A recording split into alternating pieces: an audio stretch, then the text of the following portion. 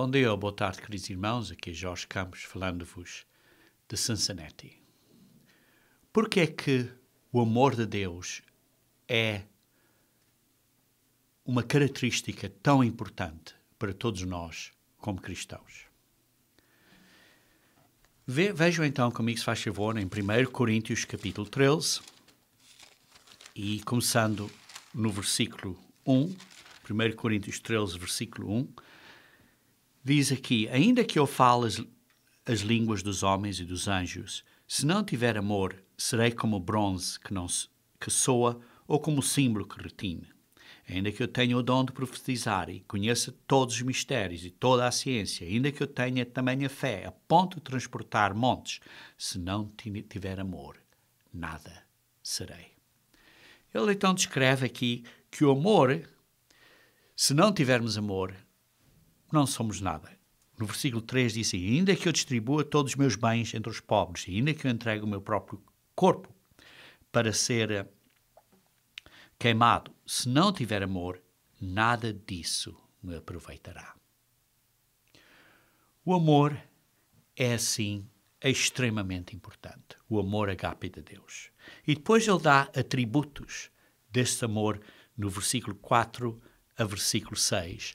Esses atributos dos quais nós cobrimos nos sermões prévios acerca deste tema de grande importância, que é vital para todo o cristão.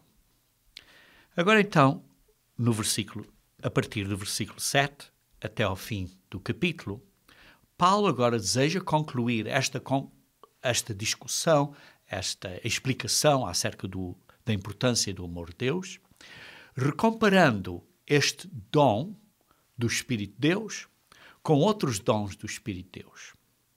E por isso hoje vamos falar acerca desse específico ponto, isto é, o que acontece na nossa vida quando temos estes atributos do amor de Deus. O que acontece na nossa vida quando temos estes atributos do amor de Deus. E aqui se vê no versículo 7 o que Paulo diz, o que acontece na nossa vida quando temos estes atributos. Pois diz, a pessoa com este amor de Deus tudo sofre, tudo crê, tudo espera e tudo suporta. Uma pessoa com estes atributos está pronto a sofrer pelos outros. A sofrer pelos outros porque tem este amor agape de Deus. A pessoa que tem este amor agape de Deus, tudo crê. Acredita em tudo. Sim, em tudo que seja de Deus. Acredita em tudo. Isto é, confia em Deus. Tem fé de Deus. Acredita em tudo de Deus. Fé de Deus. Tem esta fé. Tudo espera. Sim, tem esperança. Está claro? Esperança é uma parte importante na nossa vida humana, mas tem esperança nas coisas de Deus. E tudo suporta. Sim, está disposto a perseverar até ao fim.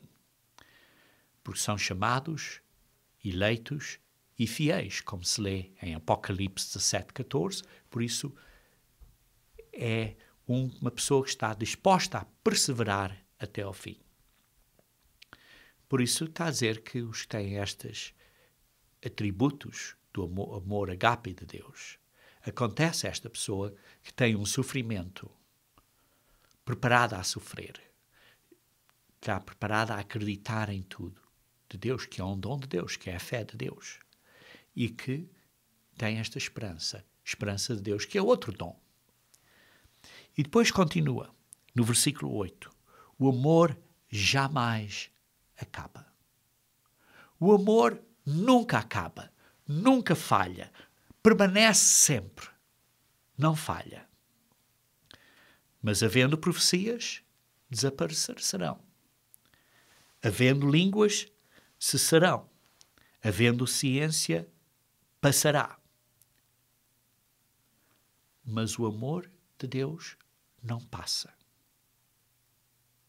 Porque em parte conhecemos e em parte profetizamos.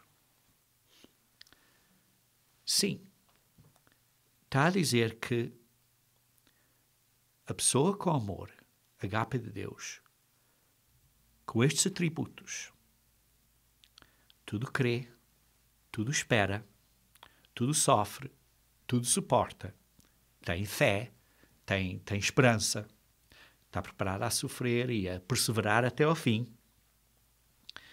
E depois, mas diz que destes dons o amor não acaba.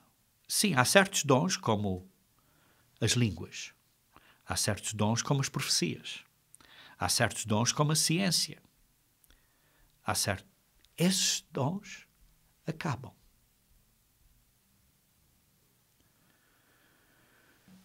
Essas coisas são temporárias. E continuando então no versículo 9. Porque em parte conhecemos e em parte profetizamos. Diz assim, porque sabemos coisas em parte. Não sabemos tudo. Não sabemos tudo. Principalmente as coisas de Deus, não sabemos tudo. Às vezes as pessoas perguntam, como é isto possível? Como é? E às vezes temos que dizer, não sei. Certas pessoas dizem, mas como é que o ministro pode dizer, não sei? Não devia ter dito isso. Queridos irmãos, não podemos mentir. Há certas coisas, certos segredos que pertencem a Deus. Podem ler em Deuteronômio 29, 29, que diz, as coisas encobertas pertencem ao Senhor, nosso Deus. Há certos segredos que pertencem ao Deus Pai e que não nos foram dados a nós. Por exemplo, o dia em que Jesus Cristo voltará à Terra, a segunda vinda de Cristo. Ninguém sabe, nem os anjos do céu, mas só o Pai. Queridos irmãos, certas coisas que só conhecemos em parte. E principalmente, como pessoas físicas, muitas coisas que só conhecemos em parte. Mas, quando venhamos a conhecer estas coisas completamente, então essa ciência já acabou. Quando quando as profecias tiverem sido completadas, já não há mais profecia, porque já foram completadas. Continuando então no versículo 10. Quando, porém, vier o que é perfeito, então o que é em parte será aniquilado. Quem é o que é perfeito? É Jesus Cristo. Quando Jesus Cristo vier, Ele é o perfeito. Quando Jesus Cristo vier, então o que é em parte será aniquilado. Quando Jesus Cristo vier, Ele então dará tudo de volta ao Pai. Ele aperfeiçoará tudo. E não haverá necessidade de muitas coisas. Muitas coisas, então, acabarão de ser necessárias. Imaginem, por exemplo, depois do milénio, na nova terra e no novo céu, já não se falará que as pessoas precisam de se arrepender. Porquê? Ou todos terão arrependido, ou não se arrependerão. Desse período, na nova terra e no novo céu, para além do milénio, já não se falará mais que as pessoas precisam ser batizadas. Porque já estarão convertidos e já serão seres espirituais. Nesse período do novo céu e da nova terra, quando se lê isso em Apocalipse 21 e 22, será depois do Lago do Fogo. Então o Lago do Fogo já terá passado, porque tudo foi aperfeiçoado. Vemos aqui, por isso, que quando Jesus Cristo vier e julgar a terra e acabar com esse processo e então entregar tudo ao Deus Pai, as coisas vão ser aperfeiçoadas e o que será em parte é aniquilado, porque então conheceremos as coisas de uma maneira completa. Então agora aqui no versículo 11, dá-nos um princípio muito importante para aprendermos. Um princípio aqui muito importante para aprendermos, que é o seguinte: o que é o agape, o amor de Deus, que, ao fim de contas, é a maturidade cristã. É o caráter de Deus em nós e, por isso, quando temos o agape de Deus, somos pessoas maduras, é a maturidade cristã. Queridos irmãos, hoje em dia, quando somos batizados e começamos a andar no caminho de Deus, isso é simplesmente o primeiro grau, o primeiro passo. É, digamos assim, o primeiro grau universitário. É o primeiro grau. Depois a gente temos que ir para o segundo e para o terceiro. É o primeiro grau, é o primeiro passo. Queridos irmãos, nós fomos chamados para crescermos como filhos e filhas de Deus. O batismo é só o primeiro passo. Obedecer aos 10 mandamentos na letra é só o primeiro passo, é só o primeiro grau. Por exemplo, não devemos matar. Isso é só o primeiro grau no cristianismo. Quer dizer que agora já passámos o primeiro grau, vamos para o segundo e para o terceiro, vamos para a perfeição, podemos agora matar? Está claro que não. Está claro que não. Mas a instrução, não mates, é o primeiro grau, é o primeiro passo, são coisas básicas. Aprendemos, não mintas. Isso é o primeiro grau. Aprendemos, não roubes. Isso é o primeiro grau. Aprendemos, guarda o sábado. Isso é o primeiro grau. Aprendemos, não tenhas ídolos. Isso é o primeiro grau. Queridos irmãos, noutras palavras, é uma rampa de lançamento. É o primeiro grau, é uma rampa de lançamento no crescimento cristão. É um ponto inicial, um ponto de começo. É básico. É básico. Para daí adiante podermos amadurecer, podermos crescer na maturidade cristã. Se adoras ídolos, por exemplo, não podes crescer no amor de Deus. Por isso, a letra dos 10 mandamentos é a rampa de lançamento para a maturidade, para sermos maduros. E por isso vejam aí como ele explica isso no versículo 11. Quando eu era menino, falava como menino, sentia como menino, pensava como menino. Sim, quando nós éramos uma criança, pensávamos como crianças. Sentíamos como crianças, falávamos como crianças. Mas quando cheguei a ser um homem, cheguei a ser um adulto, desisti de fazer as próprias coisas das crianças. Através deste exemplo, Paulo aqui está a explicar como é que estes dons acabam. Deixa-me explicar de outra maneira. Paulo pensava que ele sabia o que era o cristianismo, o que era ser um verdadeiro seguidor de Deus, quando ele era um fariseu. Mas ele teve que aprender a deitar muita coisa fora, como se fosse lixo, quando foi chamado por Deus para seguir o caminho de seguir a Cristo. Mas tudo o que Paulo tinha aprendido como um fariseu não era mau. Muitas coisas que ele aprendeu como um fariseu, ele ensinou depois. E estão nas Escrituras. Ele ensinou os 10 mandamentos. Ele ensinou e observou os dias santos de Deus, como se vê nos Atos dos Apóstolos, e vê-se em Coríntios, e em vários outros sítios, que ele observou os dias santos de Deus.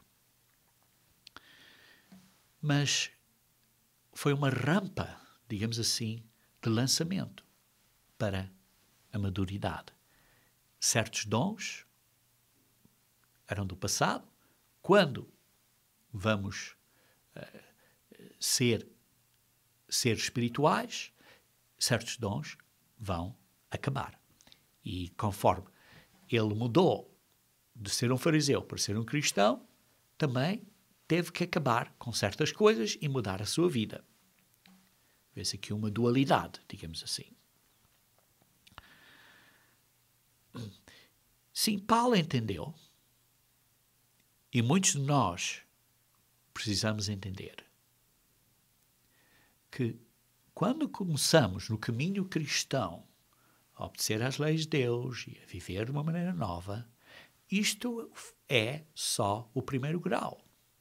Como cristãos, quando começamos, éramos cristãos, digamos assim, como o mundo chama, vivíamos no mundo como se fôssemos cristãos, mas quando começamos a conhecer a verdade de Deus, começamos a entender o que a Bíblia diz aqui bem claro, e começamos a querer viver de acordo com o que a Bíblia diz, então começamos a ver que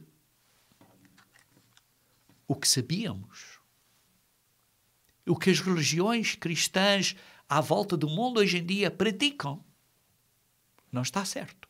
E que temos de deitar muitas coisas fora, como Paulo teve de deitar fora, que eram lixo.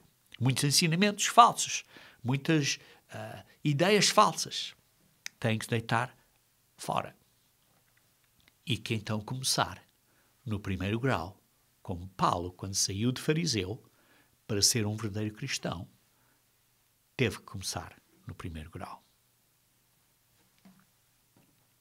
Queridos irmãos, uma vez que começamos a aprender a verdade, começamos a aprender e a praticar os 10 mandamentos, começamos a praticar e a obedecer ao sábado, de acordo com as instruções da Bíblia, isto é, de sexta-feira à noite, ao pôr do sol, até ao sábado, ao pôr do sol.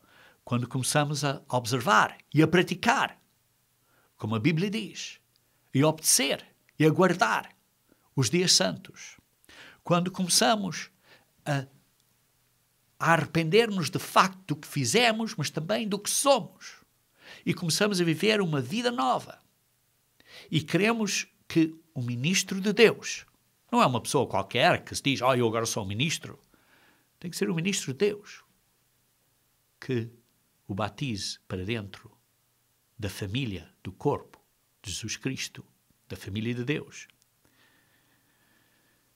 Então, começamos uma vida nova, no primeiro grau. Começamos a aprender e a viver, e vemos que temos que crescer muito. E então começamos a aprender que não andamos mais como um menino, mas estamos a andar agora, precisamos de andar agora como homens cristãos. É uma maduridade cristã, ser uma pessoa madura. Então vamos saltar agora o versículo 12, porque quero ir ao versículo 12 um bocadinho mais tarde, e vamos então agora ler o versículo 13. Agora, pois, permanecem a fé, a esperança e o amor, estes 3, porém o maior deles é o amor. Está a falar aqui a certos dons, como vimos, certos dons vão acabar.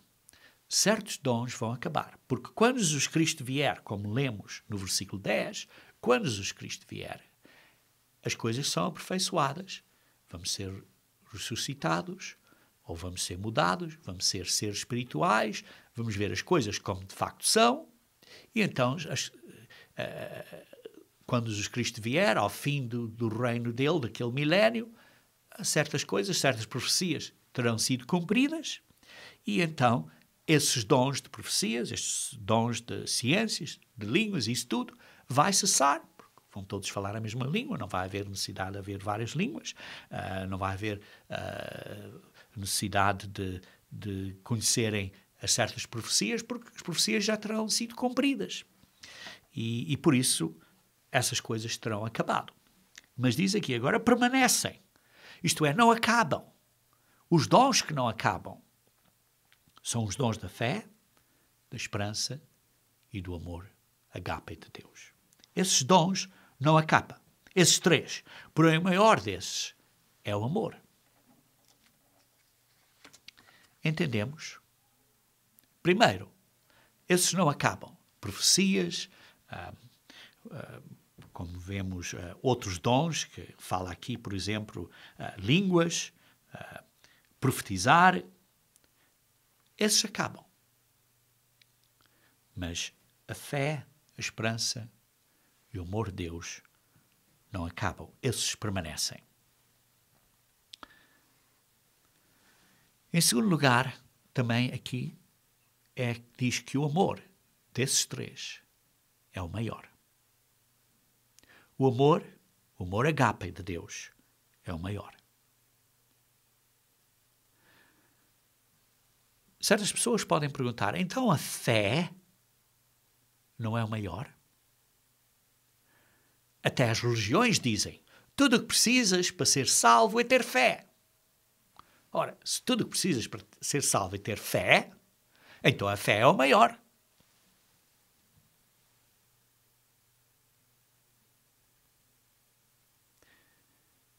Na verdade, precisamos ter fé. Mas como Tiago diz, a fé sem obras é morta. Precisamos ter fé, sim. Mas o maior é o amor agape de Deus. Porquê? Porque é que o amor agape de Deus é o maior destes três dons que não falham, que permanecem. É porque a fé, a esperança e o amor formam algo. Não é que possas ter amor sem fé e sem esperança. Mas a pergunta é, o que é que formam? A fé, a esperança e o amor formam o quê? Estes três, digamos assim, dons, formam um cristão maduro. Aqui está, por isso, a demonstrar um ponto importante. E então, para entendermos isto melhor, agora, eu quero convosco ajudar um pouco, através, digamos assim, de uma visão, de ver aqui das escrituras bíblicas. Vamos ver o componente básico da fé no contexto de 1 Coríntios 13 e vamos ver o componente básico da esperança também no contexto de 1 Coríntios 13 e depois vamos ver como o amor agape de Deus se encaixa com estes dois para formar este cristão maduro. E então vamos ver porque é que Paulo diz que o amor agape de Deus é maior que os outros dois. E para então vamos começar acerca da fé. Está claro, para ver acerca da fé, vamos ao capítulo da fé, que é Hebreus capítulo 11, que é o capítulo da fé na Bíblia. E vamos ver primeiro a definição bíblica da fé. A fé, versículo 1, Hebreus 11, versículo 1. A fé é a certeza de coisas que se esperam, a convicção de fatos que se não veem.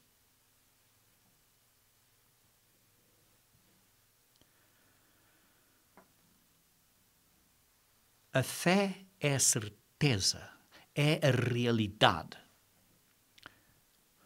E diz, é a realidade de coisas que se esperam, a convicção de fatos que se não vê, que não vemos. A fé é a realidade, é a certeza e, por definição, é algo que não se vê. É algo que não se vê. Por exemplo, eu tenho fé que eu hoje, mais tarde, vou para o carro e vou para casa. Tenho fé nisso. Acredito que vou fazer isso. Mas só será uma realidade quando eu o tiver feito. Não é? Você também tem fé que vai fazer isto ou aquilo ainda hoje. Mas isso só será uma realidade quando você o tiver completado. Mas a fé em Deus é uma realidade. Fé é algo que não se vê, mas quando é completado, então já não precisamos de fé. Por exemplo, você está doente. Aproxima-se do ministro, como a instrução bíblica diz, e pede para uma oração e pede a Deus para o sarar. Você está claro, faz a sua parte. Oras e tens fé. E depois de sarado, e que já estás de boa saúde, já não tens fé que vais ser sarado, porque isso já aconteceu. Já estás sarado. Já não tens fé nisso, pois já aconteceu. Fé é antes do que aconteceu. Mas, por outro lado, fé em Deus é a realidade. Por exemplo, acreditas que Deus criou o universo? Estiveste lá a ver? Não. Não estavas lá. Não viste. Mas acreditas que Deus criou o universo e o mundo e criou o que existe? Porque tens fé. Não viste a fazer isso, mas tens fé que Ele fez. Por outro lado, as pessoas que acreditam na evolução, os evolucionistas, também não estavam lá. Mas eles acreditam na evolução. Por isso, o que eles pensam, a evolução, é uma fé. Para eles, é uma fé, é uma religião. Aqueles que acreditam na evolução têm uma fé que o que eles acreditam é verdade. É uma religião para eles. Fé é acreditar. Mas a fé em Deus não é só acreditar. É uma realidade. É porque é real. É fato. Deus não falha. É como se já tivesse acontecido ou já aconteceu. É a realidade. E então explica aqui, por exemplo, no versículo 6 de Hebreus capítulo 11, de fato, sem fé é impossível agradar a Deus. Porquanto é necessário que aquele que se aproxima de Deus creia que Ele existe e que se torna galardoador dos que o buscam. Aqui 3 coisas, 3 componentes da fé. Primeiro, acredita que Deus existe. Isto é a fé. Diz aqui, creia que Ele existe. Acredita que Deus existe. Depois acredita que Deus é o galardoador, é o que recompensa. Diz, Ele existe e que se torna galardoador dos que o buscam. E terceiro, precisamos de o buscar. Precisamos de buscar. Buscar Deus diligentemente. 3 componentes aqui da fé. Vejam então aqui, continuando a ler no versículo 7, pela fé, Noé, divinamente instruído acerca de acontecimentos que ainda não se viam e sendo temente a Deus, aparelhou uma arca para a salvação de sua casa, pela qual condenou o mundo e se tornou herdeiro da justiça que vem da fé. Aqui está um exemplo da fé. Noé, quando foi dito por Deus para construir a arca, a fé dele fez com que ele fizesse a arca, produziu obras. Quando Deus lhe disse para fazer uma coisa, acreditou em Deus e fez o que Deus disse a ele para fazer. A fé produziu algo, produziu a arca. Se ele não tivesse feito a arca, que valor teria sido a fé? Então vejam, por exemplo, também no versículo 8, outro exemplo de fé. Diz aqui, Abraão, pela fé Abraão, quando chamado, obedeceu. Pela fé. Teve fé. O resultado da fé é obediência. Tal como o Noé. O resultado da fé, obedeceu e fez a arca. Abraão, o resultado da fé, obedeceu. E a fim de ir para um lugar que devia receber por herança, e partiu sem saber onde ia. Não sabia onde Deus o ia levar. Muitos de nós, às vezes, também não sabemos onde Deus nos leva. Mas aqui o exemplo. Abraão obedeceu pela fé. Não por terror de Deus, obedeceu porque tinha terror de Deus, não. Obedeceu porque tinha fé. E a fé produziu obediência, respeito. Vejam também, então, aqui no versículo 9 a 11. Pela fé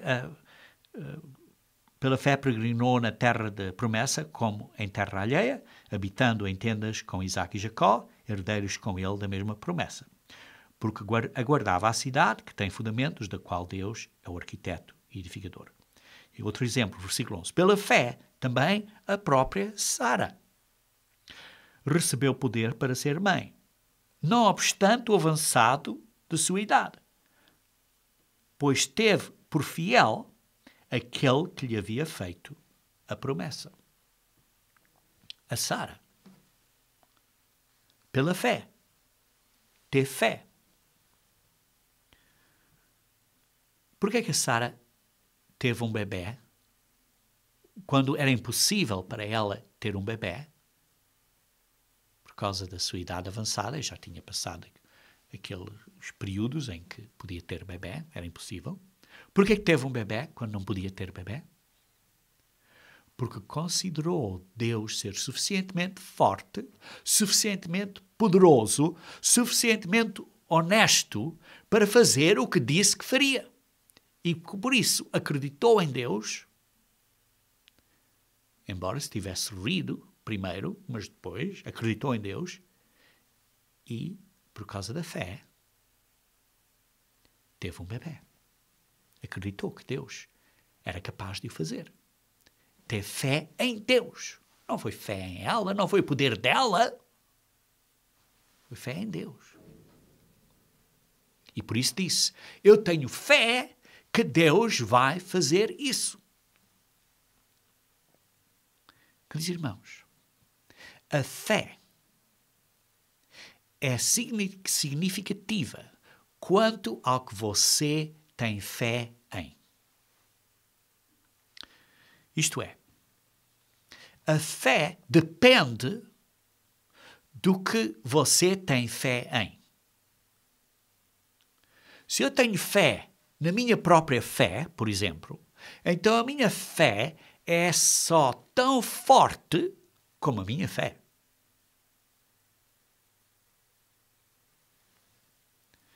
Sim, já ouvi pessoas dizerem que têm fé na fé deles. Por exemplo, pessoas dizem, eu tenho fé que Deus fará isto por causa da minha fé. Neste caso, é a fé de você. É na sua fé.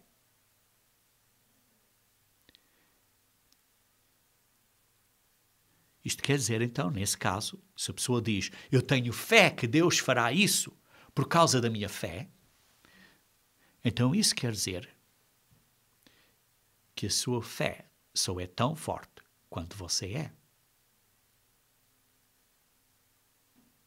Mas se a sua fé, se a fé de você é em Deus, então a sua fé é tão forte quanto Deus é. E por isso, em quem é que temos fé? Tenho fé na minha fé? Não. Tenho fé em Deus. A Sara considerou Deus capaz de fazer o que ela não podia fazer. Mas Deus o fez. E por isso teve fé que Deus era suficientemente forte, poderoso e fiel de o fazer. Então vejam, por exemplo, aqui no versículo 17. Pela fé, Abraão, quando posto à prova, ofereceu Isaque. Estava mesmo para sacrificar o seu unigênito, aquele que acolheu alegremente as promessas, a quem se tinha dito, em Isaque será chamada a tua descendência. O que é que isto quer dizer? Entendes? O que é que isto quer dizer? Deus tinha prometido a Abraão que em Isaque será chamada a tua descendência. Deus tinha prometido a Abraão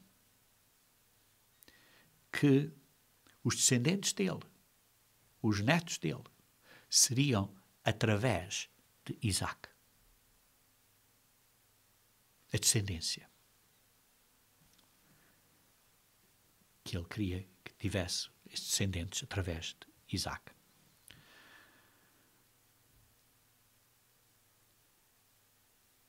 E então, ao mesmo tempo, Deus disse, vai e mata o Isaque.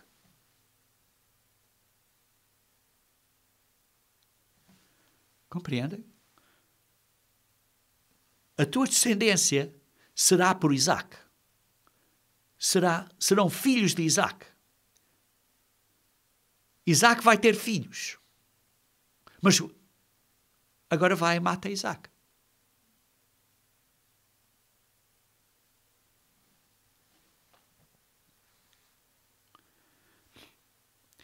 Agora, lê-se aqui, e em outros trechos bíblicos, que Abraão só poderia entender isso de uma maneira.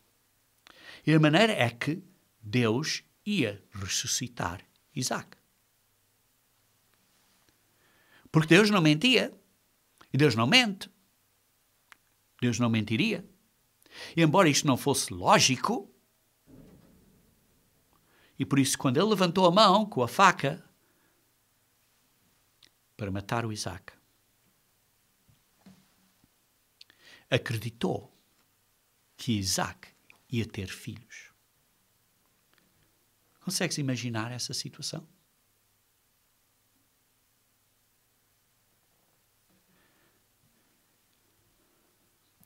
Imaginem, pensem, estava ali o Abraão a matar Isaque. E Abraão disse a Isaque, Deus te ressuscitará, filho. O ainda mais surpreendente é que o Isaque não notou, se submeteu e deixou-se, porque lembrem-se, o Isaque tinha, talvez entre, digamos, 17 a 35 anos. Digamos assim, tinha cerca de, à volta dos 20 anos. Alguns entre os 20 anos. Entre 17 a 35, pelo menos. E Abraão tinha mais de 100 anos de idade.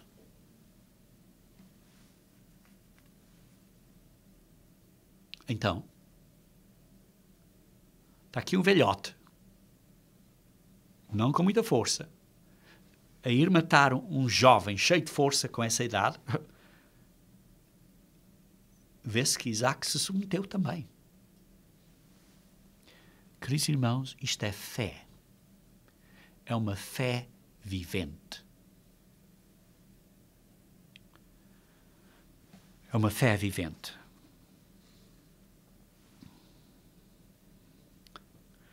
Vamos então ler também aqui no versículo 13. Todos estes morreram na fé, sem ter obtido as promessas. Vimos aqui o Abraão, vimos o Noé, vimos a Sara, vimos o Isaac. Todos estes morreram sem ter obtido as promessas. Vendo-os, porém, de longe e saudando-os, ou como está na Almeida Revista e Corrigida, e crendo e abraçando-as, acreditaram e as abraçaram. E confessando que eram estrangeiros e peregrinos sobre a terra, vê-se aqui que se agarraram a ela, porque os que falam deste modo manifestam estar procurando uma pátria, e se na verdade se lembrassem daquela de onde saíram, teriam a oportunidade de voltar, mas agora aspiram a uma pátria superior, isto é, celestial, o reino de Deus. Por isso, Deus não se envergonha deles. Deus envergonha-se de ti e de mim. Deus não se envergonhou deles.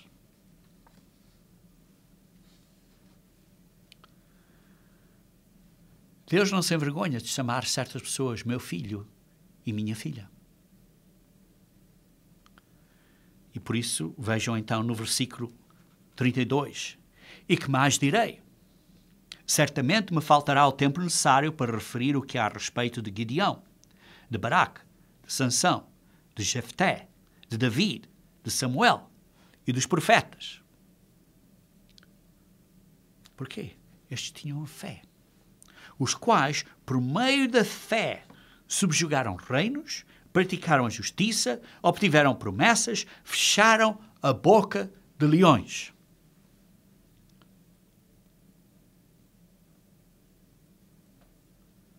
Está claro. Não foram eles que fecharam a boca. Foi Deus que fechou a boca dos leões.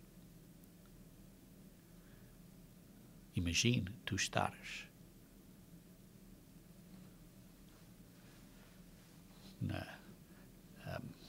como o Daniel estava, entre os leões. E o que é que tu pensavas? Oh, leão, eu vou fechar a tua boca. Não, estavas a orar. Mas, vê-se aqui, tinham fé, não é no poder deles, no poder de Deus.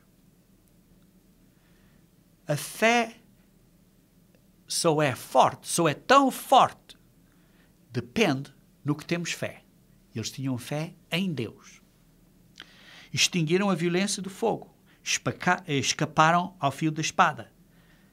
Da fraqueza tiraram força, fizeram-se poderosos em guerra, puseram em fuga exércitos estrangeiros.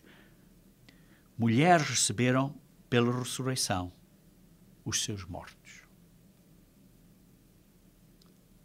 Por causa da fé em Deus. Mas o versículo não para aqui. Sim, estes tiveram fé.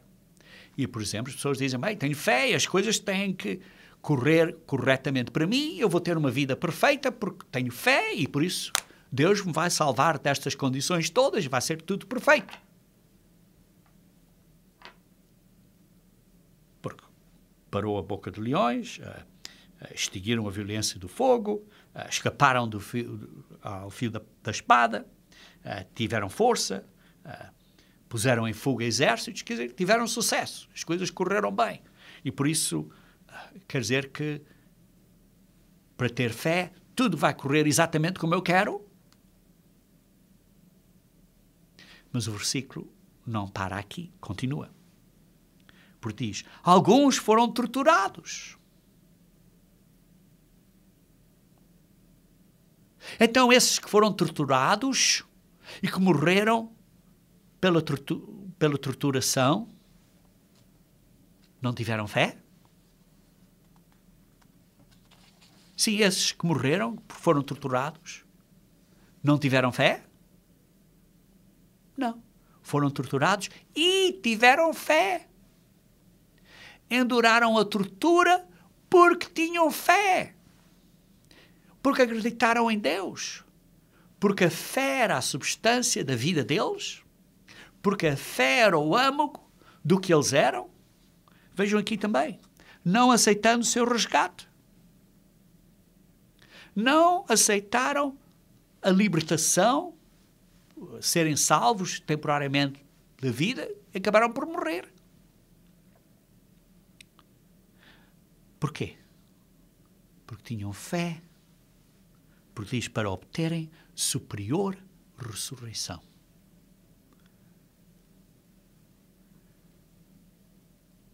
Viram o reino de Deus. Quiseram ser parte do reino de Deus. Tão forte, o desejo para serem parte do reino de Deus foi tão forte que não importava o custo que pagavam para chegar a esse alvo. E pagaram com a sua própria vida. E não receberam as promessas.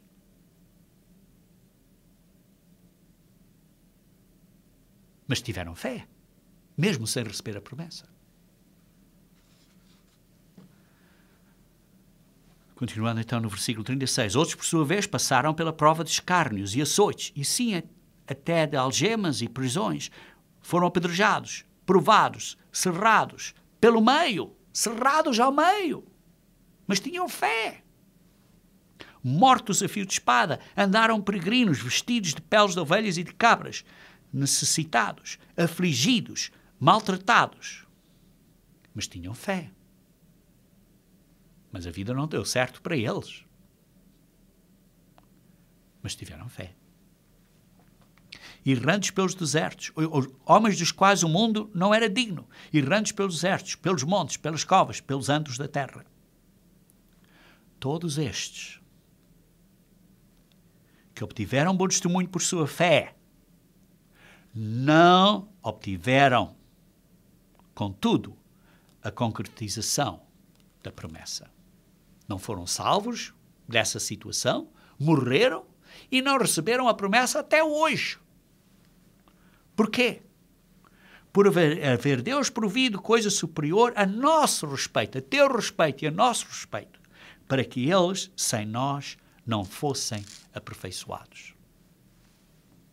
Não foram aperfeiçoados esperando por nós.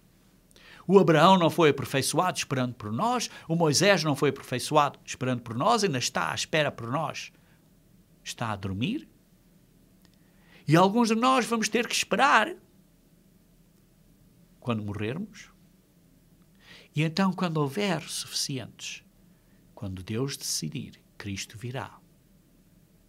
E então seremos aperfeiçoados. Então esta fé, não é uma coisa enorme? Então a fé não é um dos maiores dons desses três, fé, esperança e o amor? Não é a fé uma coisa enorme? Voltamos a isso daqui a pouco. E então o que podemos dizer acerca da esperança? O que é a esperança? A esperança é a feliz antecipação do que é bom. Não podes ter esperança em Deus se não tens fé. Não podes ter esperança em Deus se não tens fé. Aqui existe uma ordem. Fé, esperança e amor. Existe uma ordem. Se eu tenho uma feliz expectação, ou uma feliz esperança, uma confiança, então posso me sentir feliz, alegre, posso me sentir bem, pois sei que o resultado final será bom. Para isso,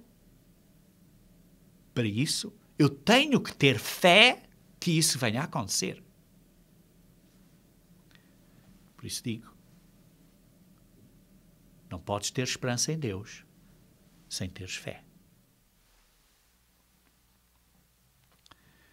Pois se de facto tenho fé, essa fé conduz à obediência.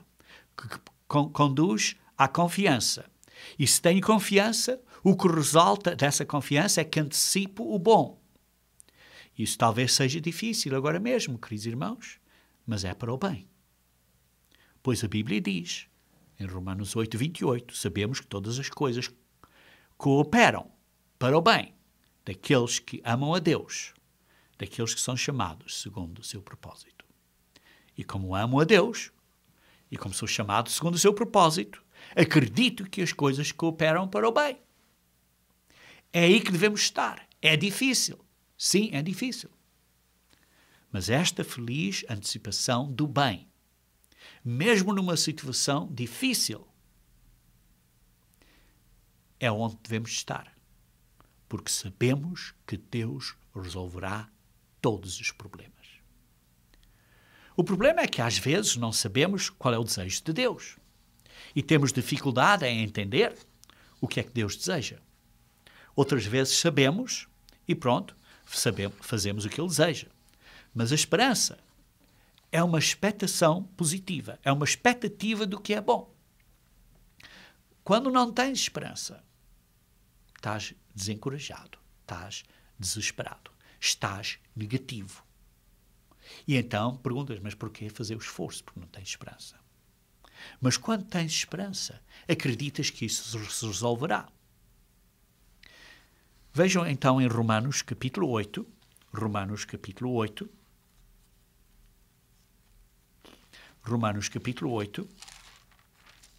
22 a 25. Diz assim: porque sabemos que toda a criação a um só tempo geme e suporta angústias até agora, e não somente ela, mas também nós, que temos as primícias do Espírito, igualmente gememos em nosso íntimo, aguardando a filiação de filhos, a redenção do nosso corpo, porque na esperança fomos salvos. Ora, a esperança que se vê não é esperança, pois o que alguém vê, como é que o espera? Mas se esperamos o que não vemos, com paciência o guardamos. Aqui está a razão que a fé e a esperança estão ligados. Porque a esperança é também algo que não vês. Por exemplo, tu és um jovem de 17 anos e tens uma esperança de te casar um dia. Isso é uma expectativa positiva. Mas quando estiveres casado, já não tens esperança de te casar. Dar outro exemplo. Tu tens esperança de vir a ter um emprego e procuras com esta esperança, com esta expectativa positiva. Ora, desesperas quando não acreditas que vais conseguir ter um emprego. Mas tens esperança e um dia arranjas o emprego e no dia seguinte vais para o emprego e estás a trabalhar no emprego. Então já não tens esperança de arranjar um emprego porque já tens o emprego.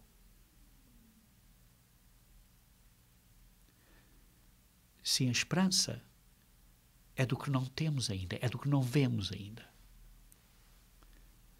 Por isso a esperança está ligada à fé. A fé é a confiança e a crença que diz o seguinte: eu obedecerei e pagarei o preço que seja necessário, porque eu vejo a realidade futura. É uma realidade na minha vida. É parte da minha vida. Eu acredito nisso, tal como acredito em quer que seja, é uma realidade por mim, porque é uma fé em Deus. E é uma realidade. É confiança de que isso vai acontecer no futuro. A esperança é esta expectativa positiva que diz: Deus vai trazer o seu reino. Eu tenho esta expectativa positiva que Deus me guiará por estas dificuldades na vida toda. Deus vai tomar cuidado de mim. Deus fará o que é melhor para mim. Tenho esta esperança que Ele fará o que é melhor para mim, mesmo que eu não entenda. E por causa disso, tenho um certo contentamento interno. Tenho uma certa felicidade interna.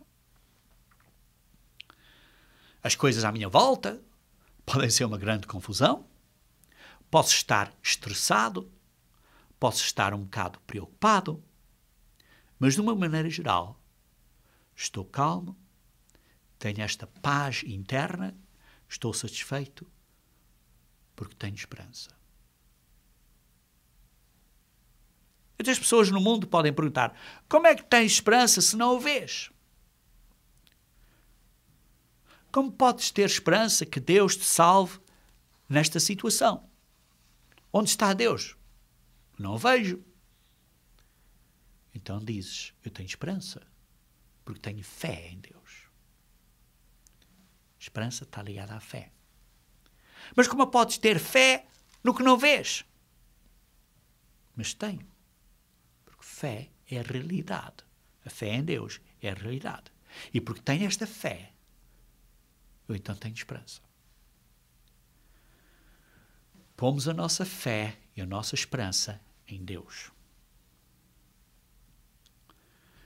Vou dar um outro exemplo. O nosso país, os nossos países, estão a cair aos bocados. Vemos problemas em Portugal, problemas no Brasil. Porquê é que não estás nas ruas a demonstrar? Tudo está a cair, há problemas, há falta de esperanças. A razão por que não estás na rua desesperado é porque a tua esperança não é no governo de Portugal, nem é no governo do Brasil. A tua esperança está no Deus Supremo. O governo de Portugal e o governo do Brasil falharão. Tal como todos os governos humanos falharam ou falharão. Mas, se a tua esperança está no Deus Supremo, então você sabe que Jesus Cristo virá um dia e fixará estes problemas todos. Então qual é a sua responsabilidade? De ir para a rua e demonstrar? Não. A sua responsabilidade é, primeiro, de vir a ser mais como Jesus Cristo é. E, em segundo, é ajudar a espalhar esta boa nova do vindouro reino de Deus com quem deseja ouvir. E como é que pode fazer essa segunda parte? Suportando esta obra de Deus com os seus dízimos e com as suas ofertas. Isso é o que você precisa de fazer. Primeiro, ser mais como Jesus Cristo é. E, em segundo, espalhar a boa nova do reino de Deus. Através da obra que Deus estabeleceu para o fazer e suportar a obra. Queridos irmãos, como vemos, a esperança é uma emoção positiva que diz: eu tenho confiança em Deus. Eu tenho fé em Deus. Por isso estão ligados um a dois. Mas isso não quer dizer que não tenhas que fazer a tua parte. Tens que fazer a tua parte. Fé conduz à obediência. Fé conduz a uma ação. Depois de teres feito o que precisas de fazer. Sim, fé conduz a tu fazeres a tua parte. Depois de fazeres o que tens feito, o resto está nas mãos de Deus. E eu então tenho confiança que Deus fará o que é melhor para mim ou para nós. E por isso tenho esperança. Veem como estão ligados a fé e a esperança? Vejam aqui um exemplo em Lamentações. O livro de Lamentações, capítulo 3. Aqui está uma situação em que Jeremias estava desesperado. Ele tinha perdido a fé em Deus. E por causa disso, tinha perdido a esperança. Vê como estão ligados. Vou mostrar aqui como estão ligados. E por causa disso, não tinha nada. Vou ler então em Lamentações, capítulo 3, versículo 13. Vou ler na Bíblia, da linguagem 2. As flechas atiradas por Deus entraram fundo na minha carne. O dia inteiro as pessoas riem de mim. Elas zombam de mim nas suas canções. Fazem canções a dizer mal de Jeremias.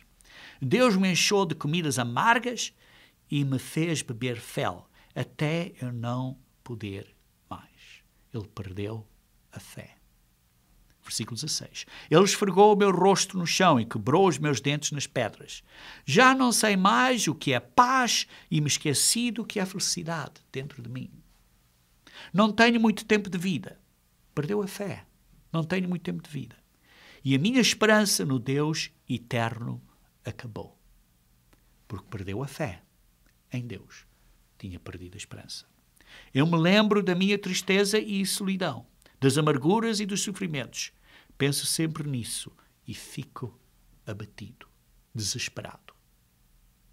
Tinha perdido a fé. Mas não ficou aí. Vejam então no versículo 21. Mas a esperança volta quando penso no seguinte. Esta atitude positiva volta quando penso no seguinte. O quê? O amor de Deus eterno não se acaba. Isto é, tem fé no amor de Deus. E a sua bondade não tem fim. Esse amor e essa bondade são novos todas as manhãs. E como é grande a fidelidade do Deus eterno. A fidelidade do Deus eterno. Deus é tudo o que tenho, por isso confio nele. O eterno é bom para todos os que confiam nele. Confiar é fé, ter confiança. O melhor é ter esperança e guardar em silêncio a ajuda do Deus eterno. Quando ele começou a confiar em Deus, começou a ter fé, então teve esperança. Ele então, quando ele recebeu a sua fé de volta, ele então teve esperança, calma interna e felicidade. Ele então pensou assim. E nós também precisamos pensar assim. Ele pensou desta maneira. Da mesma maneira que nós precisamos de pensar. Pensou assim. Eu acredito que Deus me salvará. Eu acredito que Deus resolverá o meu problema. Eu acredito que mesmo que eu morra, Deus me ressuscitará e me recompensará. Por esta razão, tudo coopera ou cooperará para o melhor, seja o que for. Eu estou ok. Eu tenho paz interna. Eu tenho esperança. Por causa da fidelidade de Deus. Vêem? Ele não tinha fé nele mesmo. Não tinha fé na sua fé. Ele tinha fé em Deus. Na fidelidade de Deus. Ora, isto não é uma questão, queridos irmãos, de que Deus só responde se eu desenvolver a minha fé, como certas pessoas dizem. Deus responde porque Ele é bom, porque Ele é misericordioso. Deus dá misericórdia àqueles que não merecem misericórdia. Isto é o amor, o agape de Deus. Ele dá amor àqueles que não merecem receber amor. Deus dá chuva aos justos e aos injustos. E por isso eu sei que Deus é muito maior que dizer o seguinte. Imaginem Deus dizer o seguinte. Vocês desculpem, mas eu quero vocês desenvolverem um bocadinho de fé antes de eu fazer algo por vocês. Deus é maior que isso. Queridos irmãos, Deus faz o que Ele deseja fazer. E isso me dá esperança. Isso nos deve dar esperança. Deus nem sempre reage pela minha fé.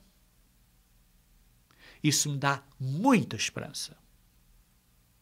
Deus não está travado a reagir ou a fazer coisas por causa da minha falta de fé. Sim, a maneira que Deus reage na minha vida pode estar impedida pela minha falta de fé, mas as respostas de Deus não são sempre dependentes da minha fé. Temos fé e esperança. Sim, estas são as motivações da vida. Temos fé em Deus e por isso seguimos. Temos esperança e antecipamos a sua guia, a guia de Deus. Temos esperança e antecipamos a bondade de Deus. Temos esperança e antecipamos a salvação de Deus. Então, por que é que o amor agape de Deus é maior que a fé? Como é que o amor agape de Deus é maior que a fé e a esperança? Como pode ser maior? Vamos então continuar em 1 Coríntios 13, mas como eu disse, eu saltei um versículo. Vamos então a 1 Coríntios 13. 1 Coríntios 13. Vamos começar então a ler do versículo 11.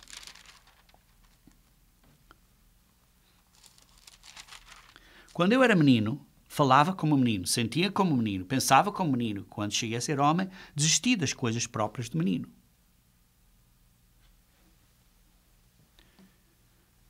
Isso lemos. E agora continuando no versículo 12. Porque agora vemos como em espelho, obscuramente. Então veremos face a face.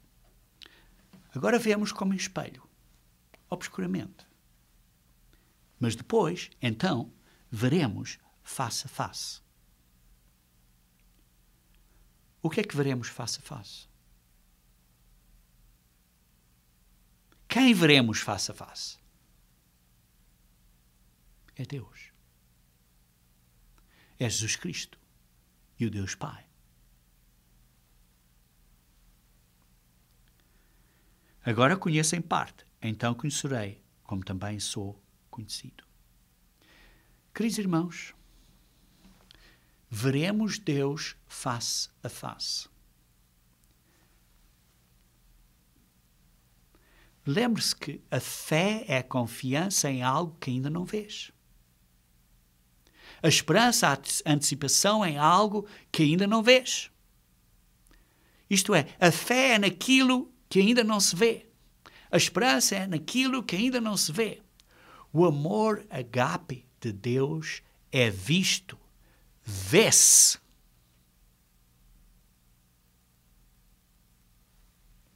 O que é que Paulo estava a ver no espelho?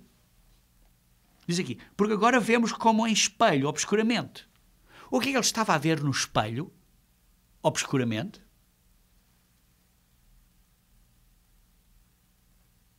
O que é que você vê quando olha para um espelho? Vê a sua cara.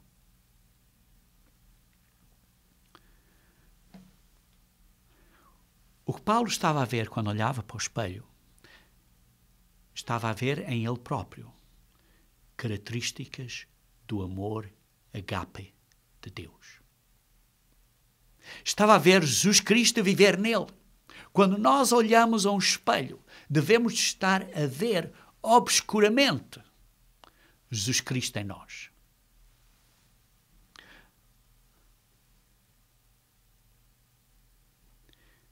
Paulo estava a ver não um homem que via antigamente, mas está a ver um homem novo. O novo homem. Cristo nele. E quando nós olhamos ao espelho, devemos começar a ver não o homem que éramos, o velho homem, mas começamos a ver o novo homem. Notem o seguinte. Os resultados da fé e da esperança devem de ser o amor agape de Deus. Vês a tua fé no teu amor agape. Vês a tua esperança no teu amor agape. Por isso é que diz em Tiago 2, 20 e 26, fé sem obras é morta. Se dizemos que temos fé, e se dizemos que temos esperança, e não temos amor agape, então temos um problema muito grande com a nossa fé e com a nossa esperança.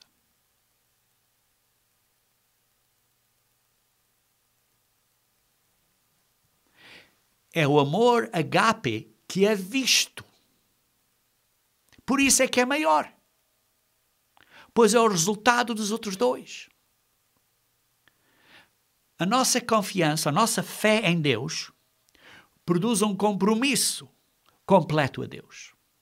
O nosso compromisso completo a Deus faz com que Deus viva em nós. E quando Deus vive em nós, temos esperança no que Ele está a fazer, e isso produz em nós ações, acto, que é Jesus Cristo em nós. E quando olhamos ao espelho, dizemos, espera um pouco. Existe aqui uma bondade que não existia há uns anos atrás. Então começamos a ver atributos do amor agape em nós, começamos a ver ações e palavras em nós que não estavam, que não saíam de nós há uns anos atrás. A nossa motivação do coração está a ser mudada, começamos a pensar desta maneira nova e da abundância do coração a boca fala e fazemos ações novas. Então vemos que este homem novo não estava lá anteriormente. E por isso, quando olhas ao espelho, vemos como em espelho, obscuramente, Jesus Cristo a viver em nós, o amor agape de Deus, que é o caráter de Deus em nós. A fé produz esperança, então produz o amor, os atributos do amor que descrevemos em ações. E por isso, se tu estás na igreja há muitos anos e vês uma pessoa nova a vir para a igreja, começas a pensar, esta pessoa não entende isto. Está muito longe, não entende isto. Queridos irmãos, dá tempo. Se o Espírito de Deus está a trabalhar com eles. Porque 5 anos depois, ou 10 anos depois, olhas para a mesma pessoa e vais dizer, esta pessoa mudou muito. Vimos Deus mudar essa pessoa. Vimos essa pessoa arrepender-se e mudar-se. E então ficou uma pessoa diferente. Quando essa pessoa olha ao espelho, então não se vê mais a si mesmo como era. Mas começa a ver uma nova parte de si, que é Cristo nele. Está a ver o amor agape de Deus nele. Por isso o amor agape é maior. Se não temos o amor agape, temos um problema com a nossa fé e com a nossa esperança. A fé não é o que é visto, pois a fé não se vê, é algo que não se vê. A esperança não é o que é visto, pois a esperança é algo que não se vê. O amor agape é visto. A sua fé produzirá em você o amor agape, porque Deus o fará em si. Não é que você pode ter amor agape sem fé, mas é porque a fé produzirá o amor agape. As suas decisões serão baseadas em fé. Por isso, aprende que tem que perdoar, baseado em fé. Aprende que essa fé e esperança produz este amor agape. E isso é visto em ações. E vês Deus na tua vida. Vês, digamos assim, uma imitação de Jesus Cristo na maneira que nos conduzimos. O amor agape na nossa vida é a prova de fé e de esperança. Então, continuo lendo 1 Coríntios 13, diz assim, estes dons, versículo 1, mesmo que falem línguas dos anjos, se não tiver amor, serei como bronze, serei um barulho. mesmo que tenha o dom de profecia e saiba todos os mistérios, e mesmo que tenha fé, mas essa fé não produz amor, não são nada. Os dons de Deus não sem produzirem o amor de Deus, são em vão. A prova da fé é ver Jesus Cristo refletido quando olhas ao espelho. A prova da fé é Deus na tua vida. É o caráter de Deus na tua vida. É o amor agape de Deus na tua vida. Deves ver isso na tua vida, em ações. E depois lemos, do versículo 4 a 6, os vários atributos do amor. O amor é paciente, é bondoso, é benigno. O amor não arde em ciúmes, não se ufana, não se desfila, não é cheio de vanglória, não se ensoberbece, não se ensoberbece, não se conduz inconvenientemente, não procura os seus próprios interesses, não se irrita, não se exaspera, não se ressente do mal, não pensa mal, não se alegra com a injustiça, mas regozija-se com a verdade. Vemos estes atributos. E então, vemos que com amor uma pessoa sofre, tem fé, tem esperança e persevera, tem perseverança até ao fim. E depois diz, mas o amor não acaba. Estes três, a fé, a esperança e o amor, os três juntos formam um cristão maduro. E depois Paulo somou isso tudo no versículo 13, dizendo, agora, pois, permanecem a fé, a esperança e o amor. Estes três. Porém, o maior destes é o amor agape de Deus.